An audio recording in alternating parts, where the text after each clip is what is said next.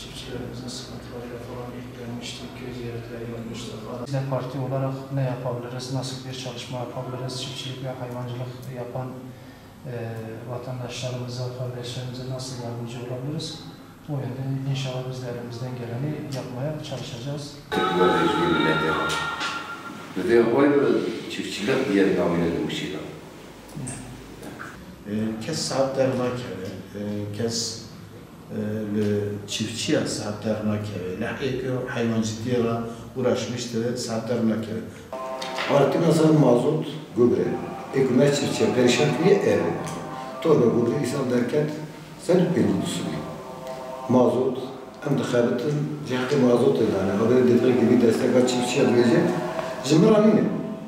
Cimri şeyler aynı. Yani zikiraya juvane fayet tapıyor. Ev hazır dolmuyor yani. Sen dolmuyor yani. Ev destek jüyor. Edayı sen dolu. İcareli şekilde. Cimri düştüğüne desem. Evvelin nedeni aynı herkese. Yani evvela tespit etmen lazım. Yani tarım ve devlet bir şekilde ki liman çiftçi göre sahiptir ki. Hüdapar Muş İl Teşkilatı olarak sahadaki çalışmalarımız devam ediyor. Bugün çiftçilerimiz ve hayvan yetiştiricilerimiz farklı sorun ve sıkıntılarını, taleplerini dile getirmek adına Muş İl Teşkilatımızı bizi ziyaret ettiler. Sıkıntılarını dile getirdiler. Bazı sıkıntılarda İl Teşkilatımızdan yardım talep ettiler. Biz de zaman zaman bu çiftçilerimiz ve hayvan yetiştiricilerimizin sorun ve sıkıntılarını yerinde görmek adına tarlalarda çiftçimizi ziyaret ettik. Evlerinde kendilerini ziyaret ettik, taleplerini dinledik. Elimizden geldiği kadar onlarla, çiftçilerimizle, üreticilerimizle ilgili kurumlar arasında köprü görevi görmeye çalıştık. Sıkıntılarını, taleplerini basınla, yerel basınla, ulusal basınla paylaştık, dile getirdik. Bugün de yine geldiler, aynı şekilde bizi ziyaret ettiler. Yaşadıkları çeşitli sıkıntıları bizimle paylaştılar. İlimiz Muş Ovası olarak hayvan yetiştiriciliği ve tarımsal alanda ciddi bir potansiyele sahip. Fakat biz de bu potansiyelin gerçek anlamda gereği gibi kullanılmadığına kanaat ediyoruz. Çünkü eğer bir memlekette göçler yaşanıyorsa, bir memlekette gençler istihdam edilemiyorsa, bir memlekette işsizlik sorunu had safhaya gelmişse, muhakkak o memleketten kaynaklı veya oranın idarecilerinden kaynaklı veyahut sahip olan potansiyelin insanların istihdam edilmesi noktasında gerçek anlamda kullanılmadığı noktasında sıkıntılar, sorunlar vardır ki bu söylediğimiz, dile getirdiğimiz şeyler de meydana geliyor. Tarım ve hayvancılığın geliştirilmesi noktasında ilimiz ovasıyla, dağlarıyla ciddi bir potansiyele sahip. Bunun kullanılması, bu potansiyelin olumlu hale çevrilmesi için bazı girişimler var, bazı çalışmalar, çabalar var. Fakat hem eksik hem de çok geç çalışmalar olarak değerlendiriyoruz.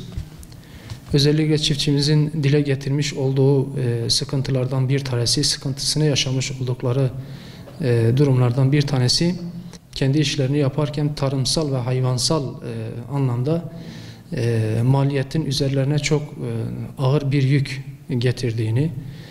Şimdi maliyet çoğaldıkça tarım ve hayvancılıkla uğraşan vatandaşımız da o derece, o ölçüde işten uzaklaşmaya çalışıyor, işten uzaklaşıyor. Bu işi yapmama isteği içerisinde doğuyor.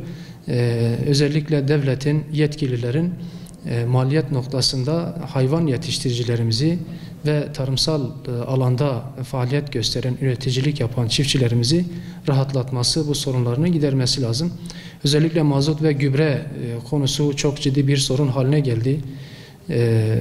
Dolayısıyla çiftçimizin cesaretini kırdı. Üreticilerimizin rahat edebilmesi için giderler noktasında çiftçimize desteklerin arttırılması lazım. Enflasyon sürekli yükseliyor, sürekli zamlar geliyor, akaryakıta zam geliyor, gübreye zam geliyor. Fakat çiftçimize verilen akaryakıt, mazot desteği yine aynı şekilde durmuş durumda. Hiçbir şekilde bir arttırıma gidilmiyor. Bu da dolayısıyla çiftçimizin sırtına yük olarak biniyor. Üretelim derken, kazanalım derken maalesef eksi duruma düşüyoruz. Bu da çiftçilerimiz, üreticilerimiz açısından ciddi bir sorundur. Bu sorunun bir an önce giderilmesi, çözüme kavuşturulması lazım. Yapılması gereken, yerine getirilmesi gereken hususlardan bir tanesi de köylerimize, özellikle tarım ve hayvancılıkla uğraşan üreticilerimize tarım mühendisi ve veteriner ataması yapılmalıdır. Grup köyler oluşturularak o grup köye bir mühendis ve bir ziraat mühendisi ve veteriner veya imkanlar ölçüsünde her bir köye bir tarım mühendisi ve veteriner atamalıdır. Zaman zaman arazide yaptığımız ziyaretlerde, çiftçimize yönelik yaptığımız ziyaretlerde gerçekten topraktan kaynaklı, tohumdan kaynaklı veya kimyasal ilaçlardan kaynaklı olumsuz sonuçların doğduğunu görüyoruz veya bilinçsiz sulamadan kaynaklı olumsuz sonuçların ortaya çıktığını görüyoruz. Bu nedenle çiftçimiz üretelim derken bilinçsiz çiftçilikten, bilinçsiz üreticilikten dolayı ciddi kayıplara, ciddi zararlara uğruyor. Yetkililerin bir an önce bu meseleye de el atması gerekmektedir.